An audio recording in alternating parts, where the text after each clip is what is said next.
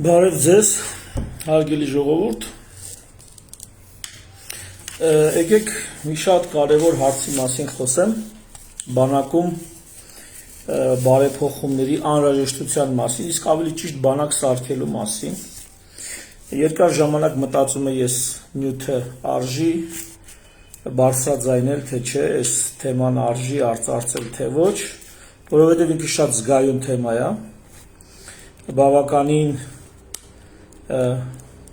բավական մարդկանց սա կարող է ավելորդ անհանգստություն պատճառի, ավելորդ մտահոգություն բերի,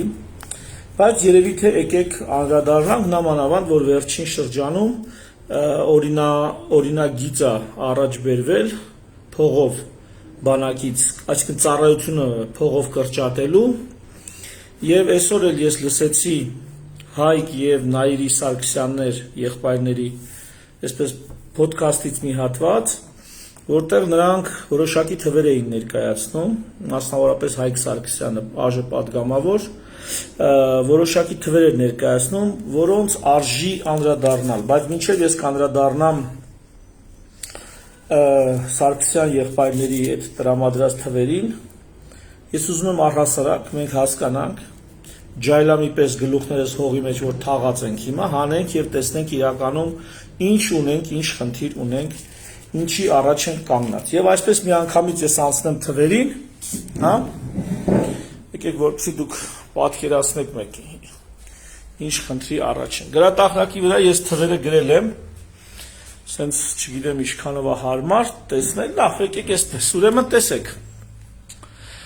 Հայաստանի Հանրապետություն եւ Ադրբեջան սահմանը մոտ 1000 կիլոմետր է, որից Հայաստանի Հանրապետություն Նախիջևան սահմանը մի 250 կիլոմետր է, մոտավոր։ Ընդհանուր գծերով էսա վիճակը։ Եվ Հայաստանի Հանրապետություն Թուրքիա սահմանը 300 կիլոմետր է։ Այսինքն մենք առնվազն Ադրբեջանի հետ ունենք 1000 կիլոմետր պաշտպանելու սահման եւ Թուրքիայի հետ ունենք առնվազն 300 կիլոմետր պաշտպանելու սահման։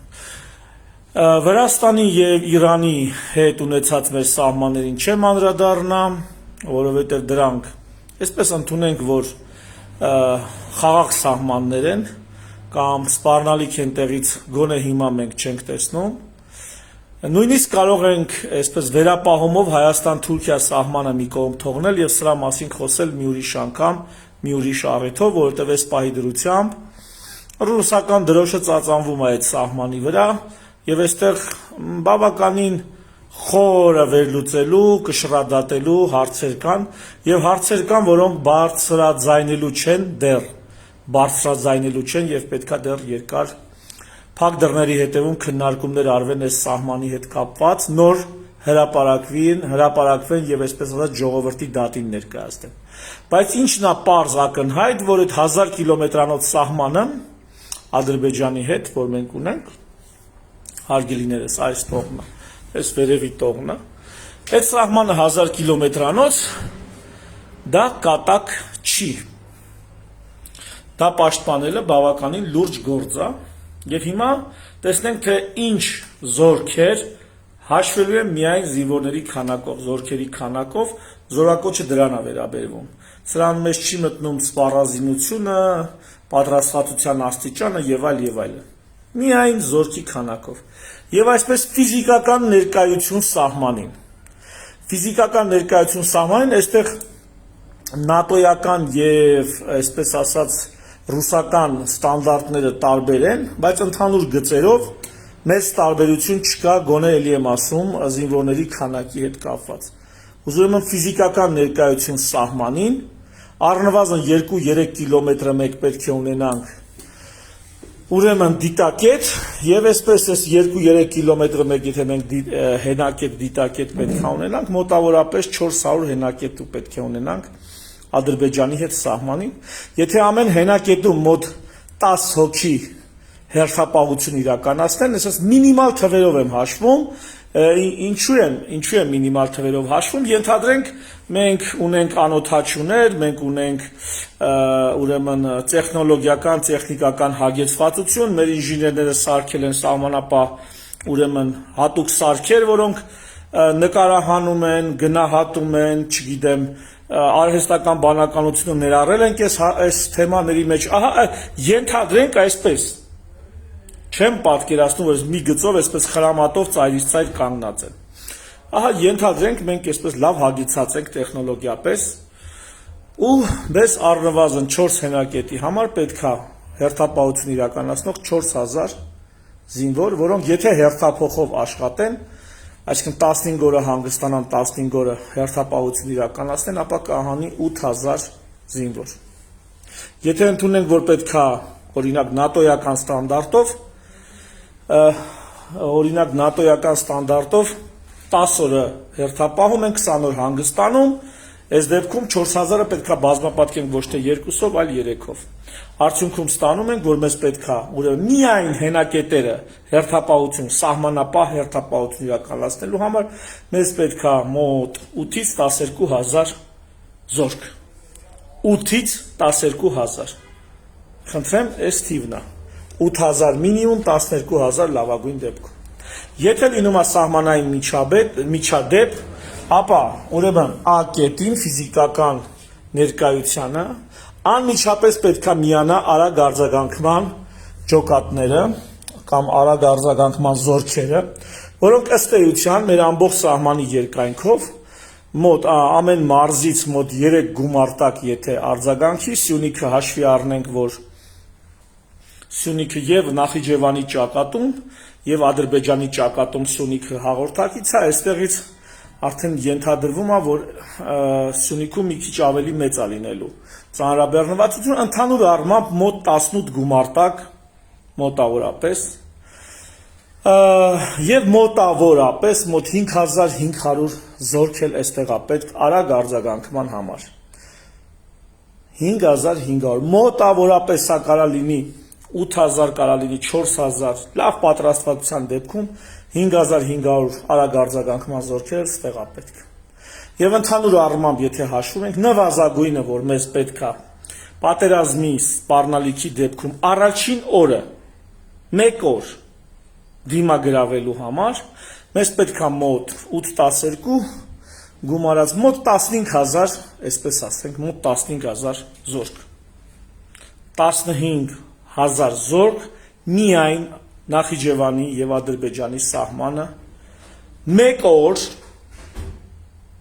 օր էլ չէ, մինչև 1 օր, մինչև 24 ժամ պաշտպանելու համար։ Առհասարակ, եթե պատերազմը սկսում, այսինքն 24 ժամից ավել եթե եղավ, ապա մեզ պետք է լինելու 120000 զորք այս 1000 կիլոմետրը պաշտպանելու համար։ Պատերազմի դեպքում մոտ 120000 զորք։ Կարող ենք հաշվել 120 գումարած 15 20000, կարող ենք հաշվել, ասենք թե ընդհանուր առմամբ 120000 զորք։ Ահա մեր բանակի առաջ, մեր ժողովրդի, մեր պաշտպանության առաջ կանգնած խնդիրը հետևյալն է։ Սա առաջինը, որ պետք է հասկանալ։ Հարգելիներս, իսկ ինչքան զորք ունենք մենք։ Ինչքան հնարավորություն ունենք մենք։ 120000 գումարած 15-20000 զորք է մեզ պետք։ 15-20000-ը ամեն օր է պետք, 120000-ը պատերազմի օրն է պետք։ Հիմա եկեք տեսնենք ինչ ունենք։ Ես տվյալները հանել եմ բանից, ուրեմն Հայաստանի Հանրապետության դեմոգրաֆիկ պիրամիդան եմ ուսումնասիրել 2020 թվականին, դրությամբ հաշվարկվում էր, որ այս տարի 2020 թվականի դրությամբ հաշվարկվում էր, որ այս տարի մենք պետք է ունենանք 18000 հոգի, 18000 տղա, ուրեմն 18000 տղա, որոնց մի զգալի մասը զինակոչիկ։ Այսինքն, եթե ընդունենք, որ 18000 ունենք, 18000-ն էլ զորակոչվել են։ Հələ այսպեսի մի իդեալական վիճակ պատկերացնենք, որ ունենք 18000 տղա, այս տարի դպրոցն ավարտել կամ չգիտեմ 18 տարեկանն է լրաց, 18000 են։ Եթե այս տարվա բոլոր տղաները, բոլորն անխտիր, 20 թվականի տվյալներ եմ ասում, այս տվյալները կվերանայինք, էլի։ Եթե ընդունենք, որ բոլորը գնացել են բանակ, եթե ընդունենք, որ 2 տարի շարունակ բոլորը գնացել են բանակ, մենք ոտից գլուխ ունենք 35000-ի կարգի զորք։ Այսինքն 2 տարի ծառայելով ունենք 35,000-ի կարգի բանակ, պարտադիր զորակոչված։ Եթե բոլորը գնացել են։ Հիմա նայենք։ Մեր 35,000 ինչին է հերիքում, ենթադրենք իդեալական։ Հերիքում է, որպեսզի ֆիզիկական ներկայություն լինի սահմանին եւ արագ արձագանքմանն է հերիքում։ Եթե ընդունենք, որ պատերազմը կարա տևի մի քանի օր, ապա լավ, մի քանի օր էլ պատերազմին կհերիքի, մինչև այս 120,000-ը մոբիլիզացվի։ Այդ 120,000-ը որտեղից։ Ունենք այդ 120,000-ը։ Հիմա պարտադիր զորակոչով 120,000 տղամարդ հավաքես տանես։ Նրանք մի քոր կոպեկի արժեք ունեն, որպես զորք։ Ղարաբաղում այդ փորձը արդեն ունենք։ Ինչա լինում, երբ որ հələ զորով չես տանում, հələ կամավոր են գնում։ Հələ կանչում ես առանց հարկադրելու, առանց դատելու, կանչում ես եւ տանում ես ռազմաճակատ, ինչա տեղի ունենում այդ մոբ ռեսուրս կոչվածից։ Վատ բանից բացի լավ բան տեղի չի ունենում։ Բացի այնտեղ 18-ից 20 տարեկաններին խանգարելուց բացի այլ բան չի լինում։ Եթե տենց հրկոպալի, զորով, անկազմակերպ, առանց պատրաստելու տանում ես պատերազմի։ Այսինքն այդ 120,000-ի խնդիրը մենք ունենք։ Եթե մենք ուզում ենք բանակ, մարտունակ բանակ, հələ սպառազինությունը, զենքերը, մյուսը մի կողմ։ Մենք դա չունենք, ժողովուրդ ջան։ Մենք մարտունակ 120,000 հոգի չունենք։ Հետևաբար պատերազմը որ եղավ, ինչա տեղի ունենալու։ Նրանք, ովքեր առաջնագծում հերթապահություն են իրականացնելու, իրանց վրա են վերցնելու հարվածը, որտեղից հիմնական հարվածը եղավ, ընդ բախտները չի բերելու։ Որտեղից հիմնական հարվածն եղավ։ Արագ արձագանքման այդ 5,000 հոգին էլի կհասնեն։ Նրանց բախտներ չի բերելու, որտեղից եղավ հիմնական հարվածը։ Եվ կամ չգիտեմ Մակրոնը, կամ չգիտեմ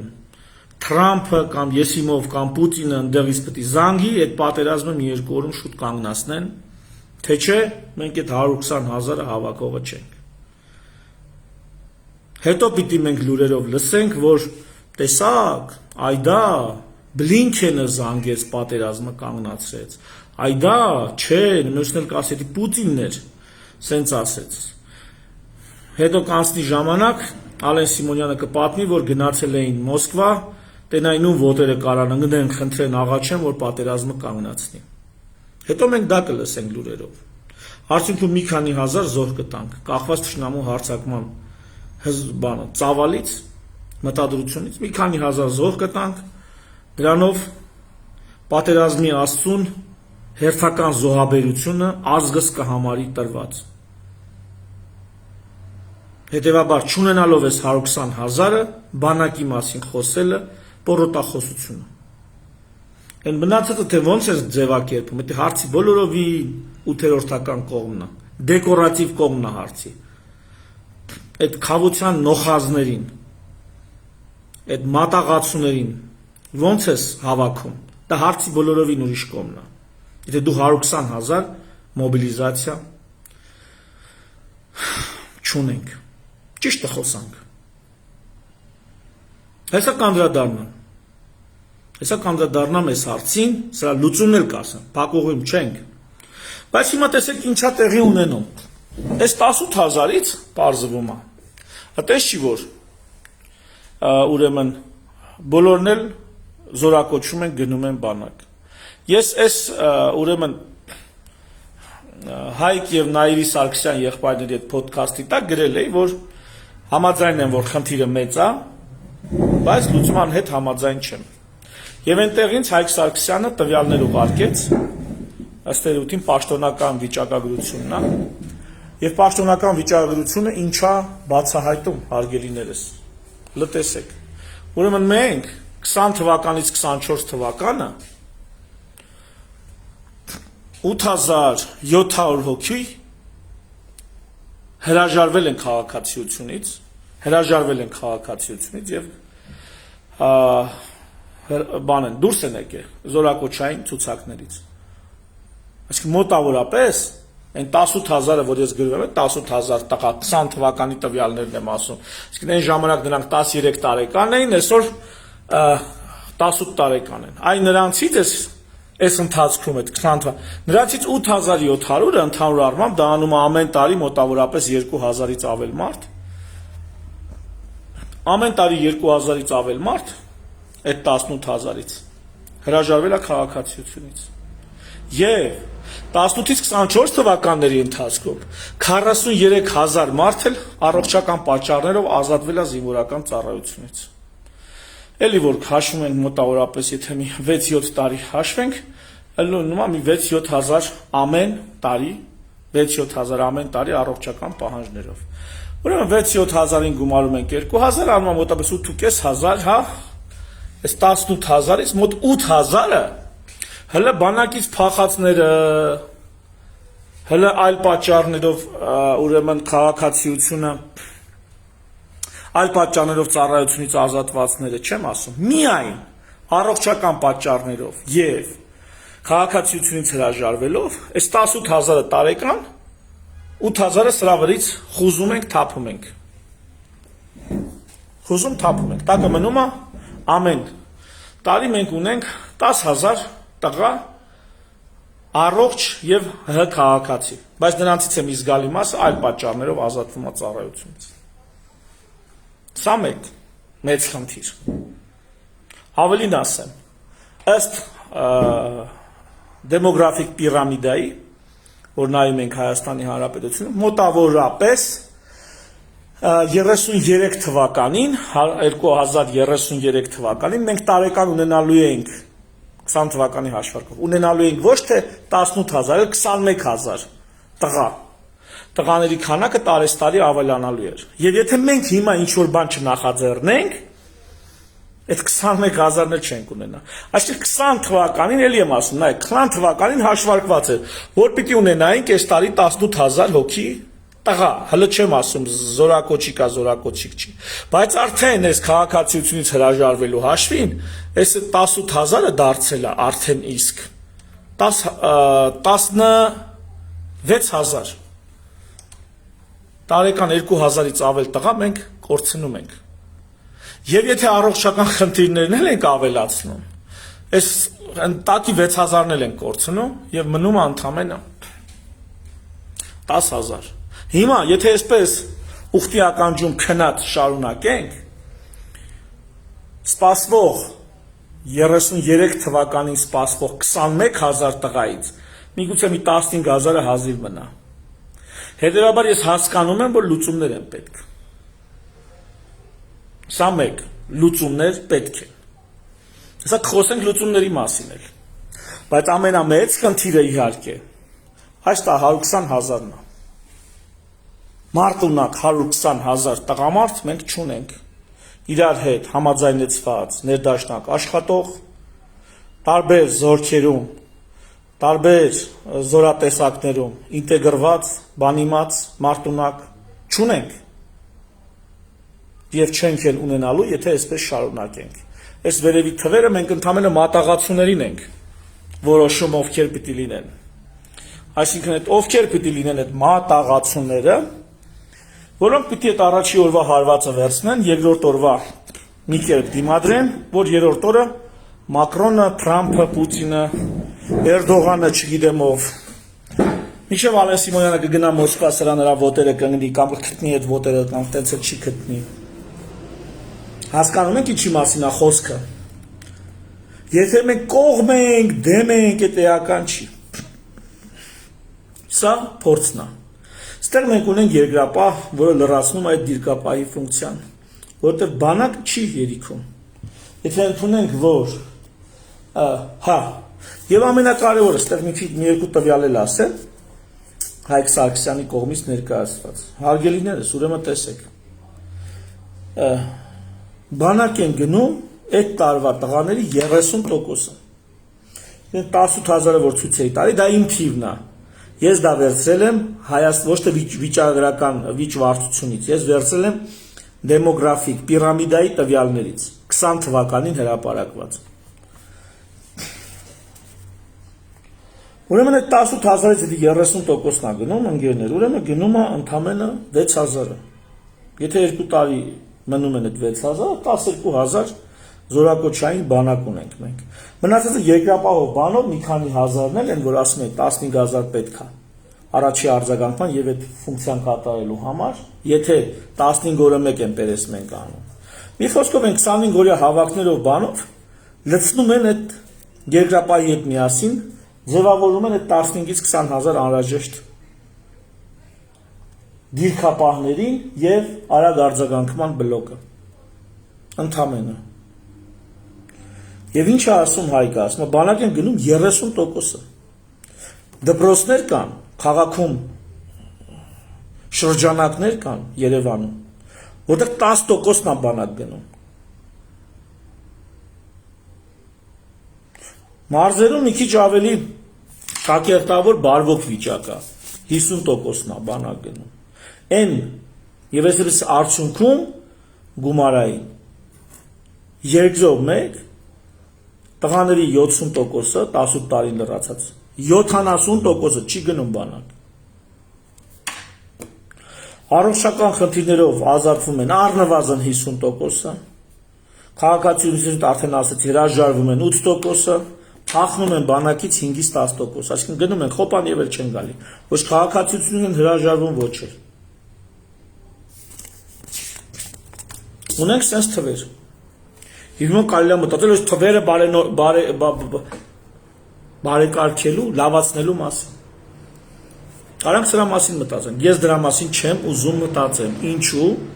Որտեվ ինձ պետք չեն մատաղացուներ։ Ինձ պետք չեն մատաղացուներ, որոնք պիտի առաջին հարվածը թշնամու ընդունեն իրանց վրա, զոհերի մի քանի 100 կամ մի քանի 1000 ցուցակ լրացնեն, մինչև Մակրոնը, Պուտինը, չգիտեմ, Թրամփը եսիմով կկանգնացնի այդ պատերազմը։ Ինձ դա պետք չի։ Հետո մեծ 1000 ներողություն, բայց Հովսեփ Խուրշուջանը անդադ կրկնի, որ տես ինչ լավն է, չգիտեմ ով, որ զանգեց ու կանգնեցրեց պատերազմը։ Ես չեմ ուզում սենց։ Ես սենց բանակ չեմ ուզում։ Խոսում են կաթողիկոսը արդյոք ուսակրոնա թե չէ։ Երեք խոսացել եմ դրա մասին, դրանցից առաջ օրերել հարցազրույցներ եւ լայվեր եմ արել։ Իսկ մեր բանակը արդյոք զոհերով դեկորացիա ստեղծելու համար չի։ Թե մեր բանակը իրոք երկրի անվտանգությունն է ապահովում։ Եթե անվտանգությունն է ապահովում, ուր է այն 120,000-ը։ Այն ռեսուրսը, ռեզերվը ուր է։ Ես չեմ տեսնում, դուք տեսնում եք, դուք գիտեք տենց 120,000-անոց իրար հետ մի մարդու պես կես բառից հասկացող զորքեր։ Հələ սպառազինություն բան չեմ խոսում դրանց մասին։ Այսպիսով եղած ձևը, որ հիմա մենք ունենք, բավարար չի նորմալ պաշտպանություն իրականացնելու համար։ Սա աչ կապոցի է։ Այն ինչ մենք հիմա ունենք։ Եվ մի անգամից անդրադառնամ Հայկ Սարգսյանի հետ։ Օրենքին քանի միլիոն դրամով ծառայությունը կրճատել։ Ինձ մեկ է։ Ավելին ես կուզենամ ոչ ոք զորով չգնա ծառայի։ Հիմա դրան կգամ էլի։ Ոչ թե փող տան չգնան, այլ առանց փողի ուղակի չգնան։ Հիմա բա լուծումը ոնց է, չէ՞, հեսա կասեմ էլի։ Լուծումն էլ կասեմ։ Ինչու, որովհետև դա օգուտ չի տալի։ Սա հլը, երբ որ արդյունավետությունն ենք նայում, հələ գաղափարական բարոյական կողմը հարցի չենք նայում։ Մենակ արդյունավետությունն ենք նայում։ Բավարար արդյունավետ չի լինելու ընկեր ջան։ Կամ էլ ասեցի, հույսներս արտաքին ուժերի վրա ելնել։ Հիմա վերադառնանք բուն խնդրին։ Ուրեմն որն է խնդիրը։ Առաջի խնդիրը դա 120,000-անոց ռեզերվն է։ Ինչպես է ձևավորվում 120,000-անոց ռեզերվը։ Այն երկրները, որոնք մերպես պուճուր են, մերպես փորձում են դեմոկրատ ժողովրդավար լինեն, մերպես քյալագյոզ են, իշխանություններին չեն աստվածացնում, չեն հպատակվում։ Այսպես է Հայկ Նահապետից աղեղնավոր Հայկից սերող կյանքի եւ մշակույթի ժառանգները աշխարհազոր պետք է ունենան։ Ամեն բնակավայր ունենա իր աշխարհազորային բլոկը։ Ոնց որ մարդիկ անում են, օրինակ, չգիտեմ, Ֆինլանդիայում կամ Շվեյցարիայում, որ ինչպիսին ունեն Միացյալ Նահանգներում։ Աշխարհազոր։ Ինչ է անում աշխարհազորը։ Քաղաքացիական անձիկ։ Իրանք իրանց փողով զենք են առնում, փամփուշտ են առնում, սնունդ են առնում, հանդերձանք են առնում։ Մի քանի ամիսը մեկ գնում են թեթև ճամբարներով իրենց ծանոթությունն են ամրապնդում, վարժություններ են անում, մարզվում են, տարին մեկ կամ երկու անգամ գնում են զորավարժություններ են անում ավելի երկար ժամանակով, ներդաշնակեցնում են, սինխրոնիզացնում են իրանց գործողությունները, այդ զորավարժություններով, իրար ճանաչում են, իրանց միջի համարձակին էլ գիտեն, վախկոտին էլ գիտեն, ինտելեկտուալին էլ գիտեն, դմբոյին էլ գիտեն, կամայինին էլ գիտեն, կամազուրկին էլ գիտեն, և աշխարհազորի միավորումները իրենց էլ եմ ասում սեփական զենքերով, որ հիմա մեր մոտ արդեն թույլատրելի է, իրենց հանդերձանքով ամեն տարի մի քանի անգամ կարճ և մի փոքր-ինչ երկար քաղաքացիական անձիկ ձևով մարտունակություն են ապահովում, պատրաստվածություն են ապահովում, և եթե վերցնենք 120,000 հոգին, բաժանենք 2/5-ի Երևանին 60,000, որտեղ բնակության կեսը Երևանում է, մարզերին ևս 60,000, ստացվում է ամեն մարզից մեզ պետք է ընդամենը 6,000 հոգի մարդ, որ այդ 120,000-ը լրանա։ Բնականաբար մի մասը բանակի վրա է լինելու, տեխնիկա են աշխատացնում եւ այլն։ Մյուս մասը այդ թվում դրոնները աշխատացնողները, որոնք վաղը ինձ թվում է Ուկրաինայում արդեն կա դրոնների առանձին զորքեր, անօթաչուների առանձին զորքեր։ Այդ անօթաչուների առանձին զորքերին էլ կարան աշխարհազորը տիրապետի փոքր ծավալի դրոններով, փոքր չափերի եւ ուրեմն վնասող պայթուցիկ փոքր կարողություն ունեցող դրոններով աշխարհազորը լրիվ կարա տիրապետի, լրիվ, ու այդ 120,000-ը քեզ պատրաստ է։ Սրա համար ինչ ապեց, սրա համար պետք է բարոյական, բարոյահոգեբանական վիճակ երկրում։ Սրա համար պետք է ոչ թե քնից զարթնողը հայհոյի երկրի ղեկավարին, այն մյուս կեսն էլ հայհոյի երկրի կաթողիկոսին, այն մնացածն էլ հայոյեն բոլորին ասեն սաղ սուտ է, այլ սրա համար պետք է որ մի մարդիկ հասկանա, որ սաղ սուտ չի, կամ բաներ, որ սուտ չի։ Ու քաղաքացիական անձիկ, ոչ թե տանես 25 օրով էլ ավելի հիասթափեցնես բանակից ու ծառայությունից, այլ այդ մարդիկ իրենք իրենցով կազմակերպեն և լինում են այդ աշխարհազորը, ոչ թե բանակի ենթակայության տակ, այլ լինում են մարզպետի ենթակայության տակ, ոնց որ Միացյալ Նահանգներում է, նահանգապետի ենթակայության տակ։ Մեզ մոտ մարզպետը նշանակովի է, կարանք փոխենք օրենքը, մարզպետը դառնա ընտրովի։ Կասեք ունիտար պետությունում մարզպետը չի կարա լինի ընտրովի, կասեմ ուսումնասիրեք Ճապոնիայի և Հարավային Կորեայի սահմանադրությունն ու օրենքները, ու կիմանաք, որ ունիտար պետությունում ունեն մարզպետներ ընտրովի։ Այսինքն բանակի ուժը դեցենտրալիզացնում են քաղաք ժամանակ, պատերազմական ժամանակ աշխարհազորը անցնում է բանակի հսկողության տակ։ Աշխարհազորը քաղաքացիական անձինք են, երբեմն կմասնակցեն արտակարգ իրավիճակներում փրկարար գործունեության, երկրի անվտանգության, երբեմն նույնիսկ իրավապահ ֆունկցիա կիրականացնեն, եթե մեծ խռովությունների ալիք կա, կամ չգիտեմ ինչ-որ մանյակ կամ ինչ-որ բանա փախե, հայտնվե որևէ բնակավայրում, աշխարհազորը անվտանգային հարցը կլուծի։ Աշխարհազորը նաև կլուծի կիսագողական, քրեական լկտիների հարցը։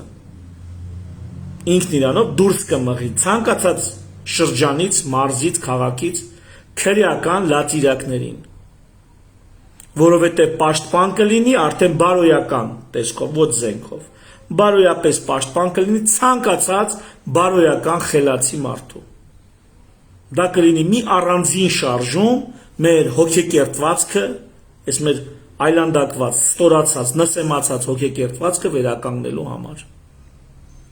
Աշխարհազորը նաև օրինակ կլինի, դա քաղաքացիական մարդիկ են, բժիշկներ են, ինժեներներ են, պատշաներ են, կաֆելչիկ, սվարշիկ, անասնապահ, այսպես։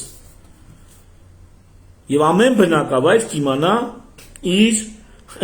ոչ թե բնակավայրերը հանձնելով դաշտերում խրամատավորվելով պատերազմը կընթանա, հակառակը դաշտերը հանձնելով, բնակավայրերում թշնամուն ջարդելով եւ հակահարված կազմակերպելով պատերազմը կընթանա։ Աստված մի արասցե, եթե այդ օրը գա։ Եվ 120,000 զորքի խնդիր լուծելը, դրանց մի զգալի մասը, միգուցե ոչ 120,000-ը, բայց ասենք 80-100,000-ը աշխարհազորով լուծելը ամենախելամիտ եւ ողջամիտ բանն է, որ կարա լինի։ Միացյալ Նահանգները Նացգվարդիա է իրանց մոտ, ազգային գվարդիա, որը նույնիսկ բանակի հետ օպերացիաներ է իրականացնում Իրաքում, Աղղանստանում եւ այլն։ Ինչու, որպեսզի մարտունակությունը պահի իր։ Մենք պիտի անցնենք բանակի զինված ուժերի ահա այս տեսակին։ Այլ ընտրանք չունենք։ Փախնելու են։ Մի ձև կրուտի տնելու գնան։ Իսկ եթե դու աշխարհազոր ես դնում, նա արդեն ումից փախնի։ Իր ընկերներից, նրանց աշկերին ո՞նց է նայելու, եթե նա փախնում է։ Ումից փախնի։ Ամեն մարզում էլ, քաղաքում էլ, գյուղում էլ ընտրում ես այնպիսի կադրեր, այդ աշխարհազորի առաջին անդամները կադրերը, որոնք լինեն բարոյականության տիպար, կաթողիկոսից ավելի մաքուր ապրածով մարդիկ,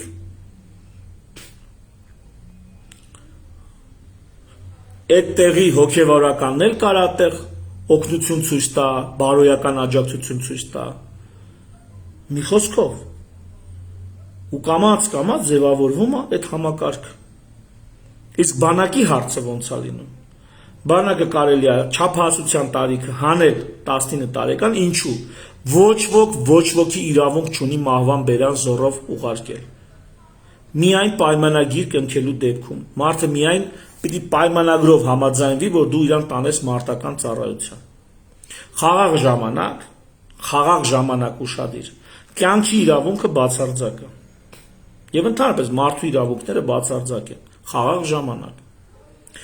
ժամանակ տար 6 ամսով մի տարով սովորացու զինվորական գործ։ Հետո թող մարդը սովորացնելուց կարաս փող չտաս։ Եթե տարի աշխատացնում ես որպես զինվոր, արդեն պիտի համ փող տաս, որտեղ երկու հոդված ես, մեկ ստրկատիրությունն ես, ուրեմն ստրկատիրության արգելքն ես խանգարում, եւ երկրորդ կյանքի իրավունքն ես ոտնահարում։ Ուրեմն մարդուն չի կարելի զորով տանել մարտական առաջադրանքի իդեպ փող չտալով։ Միակ դեպքը, որ կարաս մարդուն փող չտաս ու աշխատացնել, դա կրթությունն է, սովորացնելն է, պրակտիկավացա լինելն է։ Եվ միակ խումբը տարիքային դա անչափահասներն են, որոնց նկատմամբ նման բան կարող ես անել։ Չափահասների նկատմամբ չես կարող զորով սովորացնել։ Այդպես է կարգը։ Հիմա 18-ից հանի 19 տարեկան չափահասությունը, 18-ից 19 տարեկան տղաներին եւ աղջիկներին այդ թվում, դա կմտածենք ոնց։ Տանում ես մարտական առաջադրանքի չէ, միայն ռազմական գործ սովորացնելու, լավ սովորացնելու։ Սովորեցին, ավարտեցին այդ փուլն էլ իրենց կրթության։ Ով կուզենա կմնա բանակում, արդեն 19 տարին բոլորած, որպես վճարովի կամավորական, կընտրի այդ մասնագիտությունը, այդ ուղղությունը եւ գնաս 15 տարի, 20 տարի կծառայի։ Եվ եթե քեզ պետք է ընդամենը ոտից գլուխ ասացին ինչքան է 15,000 զորք, հա, 15,000 մարդ չես կարող ճարես։ Ամբողջ երկրից 15,000 մարդ վճարովի չես կարող ճարես, որ ծառայեն։ Այդ առաջի 2 օրվա գործն անեն։ Ու ոչ թե լինեն անմեղ զոհեր, այլ լինեն պրոֆեսիոնալներ, պատրաստված, ովքեր քեզ դիսկ կպահանջեն տեխնոլոգիական սահմանապահություն, ովքեր կասեն, որ թշնամու մեջ պետք չի մտնել ուղիղ կոնտակտի մեջ, հեռվից, տեխնոլոգիապես, սպառազինությունով հարվածի։ Ու բանակդ կլինի համ առաջի օրվանից իսկ մարտունակ, համ է ռեզերվդ կլինի մարտունակ։ Իմ առաջարկը սա է, հարգեք մարդկանց կյանքի իրավունքը։ Զորով մի տարեք բանակ, սա արժեքային կողմը։ Արդյունավետության տեսա, մեկ այդ արդյունավետ չէ մարդ, պետք մարդիկ գնում են այնքան որ ում բախտը չբերեց զովի, որ ասեցի Պուտինը ստի ծնդից կամ Մակրոնը կամ Թրամփը զանգեն պատերազմ կանգնացնեն։ Այդ չի ձեր այսօրվա բանակի իմաստը։ Դա ձեր բանակի իմաստը։ Ինձ ջան, կլինի դրա համար չտանեք մարդկանց։ Կլինի, էլի եմ ասում, աշխարհազորը մի կողմից, պրոֆեսիոնալ բանակն էլ մոտ 15,000-անոց մյուս կողմից։ Լավ թող լինի 15 չէ 25,000, այնտեղ այլ զորատեսակներ էլ կան։ Մենակ համազորային զորքերը չէ։ Ինչ բարդ բան կա։ Մեծ փողել չի։ Տարեկան $1 միլիարդ կարգի աշխատավարձա լինելու։ $1 միլիարդ աշխատավարձա մեծ փողել չի։ Ավելի սահմանապահ գյուղերում, մարզերում կունենաս աշխատատեղերի զբաղվածության աճ, այդ զբաղվածությունն էլի կստացվի, որ համ սահմանապահ գյուղերին պետք է սուբսիդավորես, ասես սուբսիդավորի, մի սուբսիդավորի, փող տուր, թող այդ մարդիկ ծառայեն։ $1,000-2,000 ամսական տուր։ Ինչ բարդ բան կա այդտեղ։ Մարտական առաջադրանք կատարի միայն պրոֆեսիոնալը։ Իսկ ռազմական դրության ժամանակ կյանքի իրավունքներն են սահմանափակվում, ու ելի մի շարք իրավունքներ ավտոմատ սահմանափակվում են։ Ռազմական դրության ժամանակ, այդ ժամանակ զորակոչ ես հայտարարում, ու այդ 120-ի փոխարեն կարաս 300,000 զորակոչ ես։ Բայց գոնե գիտես, որ աշխարհազորում նրանք պարբերաբար մարզվել, կոփվել, իրար ճանաչում են, իրար նվիրված են, իրար վրիշ չեն թռնի, զենքը չեն շպրտի փախնի, որովհետև միայն դիրքը չեն լքում, այլև իրենց ընկերոջը, եղբորը, զեմլյակին, չգիտեմ, գյուղացուն, քաղաքացուն, թաղեցուն, այլ նրան են լքում, որ լքելով չեն պրծնի, կհասնեն պատժեզի դեմը շանսատակ կանեն, որովհետև մի օր հետ կգան, տղեկը կասեն են ուր գնացիր այ ախպեր։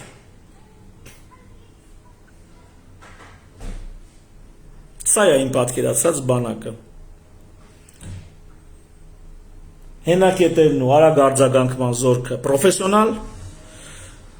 չգիտեմ, արտիլերիա, ավիացիա, սապյորներ են եւ այլ, ինչը որ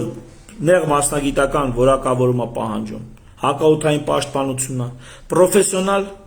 աշխարհազորը ինչքան կարա իր չխպլիկներով դրոններ կլինեն, հակաօդային պաշտպանություն կլինի, աշխարհազորներ թող իրենը ունենա։ Դա է քաղաքացիական մարդիկ մարզպետի ենթակայության հրամանատարության տակ։ Բանակը վարչապետի կամ վաղը կգա նախագահի հրամանատարության տակ է, բաները աշխարհազորը ամեն մարզը իր մարզպետի ենթակայության տակ է։ Բանակի հետ համագործակցություն պատերազմական դրության ժամանակ անմիջապես անցնում են բանակի ենթակայության տակ։ Սենց պետք է լինի։ Ոչ ոքին է զորով չես տանում, իսկ եթե զորով չես տանում, ունենում ես արդյունավետություն։ Հələ վեր կացեք, դա ձի քշեք։ Ձի։ Զորով, այն որ չի ուզում է դա։ Այն բան կա, այ շուն կրվսնողների դեմ խոսում։ Հələ մեկի մեր հա շուն վերցեք, զորով փորձեք կրվսնել։ Տեսեք, կարա կրվսնեք զորով։ Չեք կարա։ Շունը որ չկրվես, չես կարա կրվսնես։ Ինչ ուզում ես, հələ չի կրվի։ Զորով չի լինում դες բան, այ մարդ։ Ձին, հələ փորձի քշես։ Մի կիլոմետր քշես, զորով, հետը չի գնա։ Չի գնա այ մարդ։ Դամր ամեն մարդու տակ չի եթում։ Իսկ հələ այդ նույն շանը, այդ նույն ձիուն, այդ նույն բժշկին, հələ թողենք իրա կամավորությամբ աշխատի, կրվի կամ սլանա, տես ինչ անում։ Փրթում թակում է, օգգն հառնում է 99% օգտակար գործողության գործակիցը։ Հրաշքներ է գործում, իրա տաղանդով, ունակություններով և կամավորությամբ։ Ինչ բարդ բան այ մարդ, ես պետք է ասեմ, դուք չգիտեք, որ սա սենց է։ Մի ամբողջ Ամերիկա աշխարհում թիվ 1-ն է դարձել հենց այս սկզբունքի վրա հիմնվելով։ Կամավորությունը, ինդիվիդուալիզմը, ազատությունը գովերքելով։ Այդ ինչ ազատության մասին է խոսքը։ Կամավորության մասին է խոսքը։ Ամերիկացու ասած ազատությունը, դա բանտից դուրս ազատ լինելը չի։ Դա կամավորության մասին է խոսքը։ Ստրուկը, որ ստրկատիրությունը հանեցին, այս ստրուկը դաշտից դուրս եկավ, էլի դաշտում էր աշխատում։ Բայց ասում են թող կամավոր աշխատի, ոչ թե ճիպոտով։ Ուզում է թող աշխատի։ Սոված կմնա, կգա կաշխատի։ Չի գալի, հեչել գա։ Զորով, ճիպոտելով մի աշխատացեք, արդյունավետությունը ցածր է։ Հիմա մեր բանակինն է։ Ես sense եմ պատկերացնում ժողովուրդ, թե արժեբանական, թե արդյունավետության տեսանկյունից, թե արժեքներն էլ թողեն, մի արդյունավետությունը ասում է, որ պիտի կամավոր լինի։ Իսկ թե ինչպես նրանք կդառնան մարտունակ աշխարհազորով, իսկ թե ի սկզբանե նրանք ինչպես կսովորեն զինվորական գործը, դա էլ մեկ տարվա կրթություն է աղջիկների եւ տղաների համար։ Այ այսօրվա բանակը, որ տանում են, զորակոչում են, դե զորակոչի փոխարեն կրթություն կլինի։ Այնտեղ արդեն հիվանդներ են, չգիտեմ ինչ են, առանձնակի չի լինի, հիվանդը իր չափով կզբաղվի, առողջը իր չափով։ Կակրած երկու հոգի հիվանդ կլինեն, բժիշկներն գործ կունենան, ծառայող բժիշկները։ Ծառայող բժիշկները այդ հիվանդներին կբուժեն, էլի։ Քանի որ տուննա հիվանդ չի, հիվանդ է։ Բայց ինչ տարբերություն տուննա թե ընդե է։ Պայմաններն են տանը լավը, այդ հոնդերը լավ պայմաններ ստեղծեն։ Թող հոնդերը լավ պայմաններ ստեղծեն, այս մարդիկ լավ պայմաններում ծառայեն, ինչ վատ կլինի որ։ Թող չէ թա խավարամատում ցեխերի մեջ փշալարերի տակով անցնի, սա էլ նստի, այստեղ չգիտեմ, համակարգչի վրա աշխատի։ Այսօր ամբողջ գործը տեխնոլոգիական է։ Հələ տեսնեմ մենք զորքի քչություն կունենանք կամ բանակը վճարովի քչացնել, շատացնելու հարց կունենանք, ոչ չենք ունենա։ Իսկ քանի որ սա թողել ենք մի կողմ, սա չի առաջնային ծրագիրը, պլանը, բնականաբար պիտի սկսենք այլ լուծումներ ման գալ։ Մեկը կասի այդ լուծումը ճիշտ է, մեկը կասի այդ լուծումը սխալ է։ Երկուսն էլ ինձ համար թեմայից դուրս բան են քննարկում։ Թեման 120,000-ն է։ Իսկ թե ում կարան գիրգուշ դնեն, Ամերիկայում լոտոյով էր։ Վիետնամի պատերազմի ժամանակ իրաց մոտ պարտադիր զինվորական ծառայություններ, բայց բանով, վիճակահանությամբ։ Ում բախտը չբերեց գնում էր Վիետնամ։ Մուհամեդ Ալին էլ վեր կացավ, ասեց չեմ գնում Վիետնամ։ Չեմ գնում ուրիշի պատերազմ կռվեմ։ Ասին դու դավաճան ես, ասեց ախպեր դավաճան եմ, ինչու չեմ գնում։ Բայց Ամերիկան այդ երկիրն էր։ Փնովեցին բանալին, բայց մարդիկ հասկանում են կամավորությունը ամենակարևորն է։ Չի ուզում չի գնում, լավ անում։ Հետո երբ որ եկել են, ասել են որ պիտի բանակը լինի պրոֆեսիոնալ, գեներալներից մեկը նախագահի մոտ ժողով է լինում, այդ չեմ հիշում այդ տնտեսագետի անունը, որ այդ պատասխանը տվել է։ Բա ոնց կարա դուք իմ զինվորից դարձնում եք նայոմնիկ, վարձկան, ու այդ տնտեսագետը այդ գեներալին ասում է, դուք վարձկան չեք։ Դուք փող չեք ստանում ձեր գեներալության համար, ասում եմ ստանում եմ, բա վարձկան եք։ Դա ի՞նչ կապ ունի։ Եթե մարդը փող է ստանում ծառայության համար, նշանակում է ստրուկ չի։ Եթե փող չի ստանում, նշանակում ստրուկ է։ Իրը զորով իրան մահվան բերան ես ուղարկում, նշանակում է նաև ոտնահարում ես նրա կյանքի իրավունքը։ Մարդը կարա կյանքից զրկվի նման պայմաններ, միայն անձնազոհությամբ, կամավոր, որ ինքը համաձայնվել է մտնի այդ բարդ գործի տակ։ Դրա համար պայմանագիր ես կապում։ 10 տարով, 15 տարով, 20 տարով, մեկին 5 տարով, չգիտեմ։ Մի խոսքով, այսքանն էր իմ ասածը բանակի եւ զորքերի մասին, հարգելիներս։ Եվ մի բան էր շատ կարևոր։ Երբ որ Հայկ Սարգսյանը այս օրինագիծը բերել էր, գրեթե բոլոր իմ լավ ընկերները, Facebook-յան հատկապես, դեմ էին այս օրինագծին, ցենց փնովում, ես այդ օրերին բան չանդրադարձա, ինչի։ Այսօր եմ ուզում անդրադառնամ։ Տո բեջորաներ, դուք ինչի ազգային ժողովում նստած այս պահին օրենսդիր ֆունկցիա չեք իրականացնում, որ եկա 30, 40, 50 տարեկան մարդ եք դարել, Հայկ Սարգսյանի գրած օրինագիծն եք փնովում կամ քննադատում։ Դուք ինչի եք Facebook-ի դեմը նստած, ոչ թե ազգային ժողովում օրենսդիր ֆունկցիա իրականացնում։ Դուք չեք ամաչում ձեր այդ վիճակից։ Դուք չեք, ես հասկանում 20 տարեկան, 25 տարեկան, լավ Սերժի ժամանակներ էլի կհասկանայի։